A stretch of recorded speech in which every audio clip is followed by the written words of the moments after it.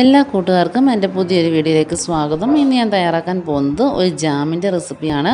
വളരെ പെട്ടെന്ന് നമുക്ക് വീട്ടിൽ തയ്യാറാക്കി എടുക്കാൻ പറ്റും. നമ്മുടെ കടയിൽ നിന്ന് വാങ്ങുന്ന അതേ ടെക്സ്ചറിൽ നമുക്ക് എങ്ങനെയാണ് ജാം തയ്യാറാക്കുന്നതെന്ന് എൻ്റെ വീഡിയോയിലൂടെ കണ്ടു നോക്കാം. അപ്പോൾ നമുക്ക് നേരെ വീഡിയോയിലോട്ട് പോകാം. ഇത് തയ്യാറാക്കാൻ വേണ്ടി ഞാനിവിടെ പഴമാണ് എടുത്തേക്കുന്നത്. ഒരു 10 പഴം എടുത്തിട്ടുണ്ട്. ചെറിയ പഴമാണ് എടുത്തേക്കുന്നത്. വലിയ പഴമാണെന്നുണ്ടെങ്കിൽ നിങ്ങളൊരു 5 എണ്ണം എടുത്താൽ മതിയാകും. അപ്പോൾ നമുക്ക് ആദ്യം ഈ പഴമൊക്കെ ഒന്ന് ചെറിയ പീസാക്കി ഒന്ന് കട്ട് ചെയ്തെടുക്കാം. അപ്പോൾ ഞാനിവിടെ പഴമൊക്കെ ചെറിയ പീസാക്കി ഒന്ന് കട്ട് ചെയ്തെടുത്തിട്ടുണ്ട്. ഇത് നമുക്കിനി ഒന്ന് വേവിച്ചെടുക്കണം. അപ്പോൾ കുക്കറിലാക്കിയിട്ട് നമുക്കിതൊന്ന് വേവിച്ചെടുക്കാം.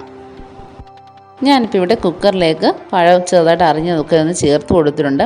ഇനി ഇതിലേക്ക് നമുക്ക് 1 കപ്പ് വെള്ളവും കൂടെ ചേർത്ത് കൊടുത്തിട്ട് ഒരു വിസിലൊന്ന് നമുക്കിതൊന്ന് വേവിച്ചെടുക്കാം. ഒരു വിസിൽ കഴിഞ്ഞിട്ട് അതിൻ്റെ ആവിയൊക്കെ മാറിക്കഴിയുമ്പോൾ നമുക്കിതൊന്ന് തുറന്ന് നോക്കാം. അപ്പോൾ നമ്മുടെ പഴമൊക്കെ നന്നായിട്ട് വെന്ത് കിട്ടിയിട്ടുണ്ട്. ഇനി നമുക്കിതൊരു അരിപ്പയിലേക്ക് മാറ്റിയിട്ട് അതിൻ്റെ ജ്യൂസ് മാത്രം ഒന്ന് സെപ്പറേറ്റ് ചെയ്തെടുക്കണം. അപ്പോൾ നമുക്ക് അങ്ങനെ ഒന്ന് ചെയ്തെടുക്കാം. അപ്പോൾ നമ്മുടെ ജ്യൂസ് ഇവിടെ റെഡിയായി കിട്ടിയിട്ടുണ്ട്. ഇതിപ്പോൾ ഒരു പാനിലേക്ക് ഞാൻ ഒഴിച്ചു കൊടുക്കുകയാണ്. അപ്പോൾ 240 ml കപ്പ് 2 കപ്പ് ജ്യൂസ് എനിക്കിവിടെ കിട്ടിയിട്ടുണ്ട്. ഇനി നമുക്ക് ഫ്ലെയിമൊക്കെ ഒന്ന് ഓൺ ചെയ്തിട്ട് നമുക്ക് ഈ ജ്യൂസ് ഒന്ന് ചെറുതായിട്ടൊന്ന് ചൂടായി വരുമ്പോഴേക്ക് ഇതിലേക്ക് മധുരത്തിന് ആവശ്യമായ പഞ്ചസാര ചേർത്ത് കൊടുക്കാം. ഒരു 1/4 കപ്പ് മുതൽ 1/2 കപ്പ് വരെ പഞ്ചസാര നമുക്ക് ചേർത്ത് കൊടുക്കാവുന്നതാണ്. നിങ്ങൾക്ക് മധുരം എത്രയാണോ വേണ്ടത് അതനുസരിച്ചിട്ട് നിങ്ങൾ ചേർത്ത് കൊടുക്കുക. എന്നിട്ട് നമുക്ക് നന്നായിട്ടൊന്ന് വഴറ്റിയെടുക്കണം. ഈ പഞ്ചസാരയൊക്കെ നന്നായിട്ട് അലിഞ്ഞിട്ട് ഇത് നന്നായിട്ടൊന്ന് വഴന്ന് കിട്ടും. ഒരു കളറൊക്കെ ഒന്ന് ചേഞ്ച് ആയി വരുന്ന ആ ഒരു സ്റ്റേജ് ആകുമ്പം നമുക്കിതിലേക്ക് നാരങ്ങയുടെ നീര് ചേർത്ത് കൊടുക്കാം. അപ്പോൾ അതേ കളറൊക്കെ നന്നായിട്ടൊന്ന് മാറി വന്നിട്ടുണ്ട്. ഇനി ഇതിലേക്ക് 1/2 മുറി നാരങ്ങയുടെ നീരും ചേർത്ത് കൊടുത്തിട്ട് വീണ്ടും നമ്മൾ നന്നായിട്ടൊന്ന് മിക്സ് ചെയ്തെടുക്കണം. ഇപ്പോൾ നമ്മൾ വീട്ടിലൊക്കെ തയ്യാറാക്കുമ്പോൾ നമുക്ക് ഇതിൽ കളറൊന്നും ചേർക്കേണ്ട കാര്യമില്ല. ഞാനിപ്പോൾ ഇവിടെ വീഡിയോ എടുക്കേണ്ടതുകൊണ്ട് കുറച്ച് കളർ ചേർക്കേണ്ടത്. ഇപ്പോൾ സ്ട്രോബെറി ഫ്ലേവറാണ് ഞാൻ ചേർത്ത് കൊടുക്കുന്നത്. അപ്പോൾ ഒരു കളറും കിട്ടും, അതിൻ്റെ ഒരു സ്മെല്ലും കിട്ടും. അപ്പോൾ അതോടെ ചേർത്ത് കൊടുത്തിട്ട് നമുക്ക് നന്നായിട്ടൊന്ന് മിക്സ് ചെയ്തെടുക്കണം. ഇനി ഇത് നന്നായിട്ട് തിളച്ച് കുറുകി ഒന്ന് വറ്റി വരണം.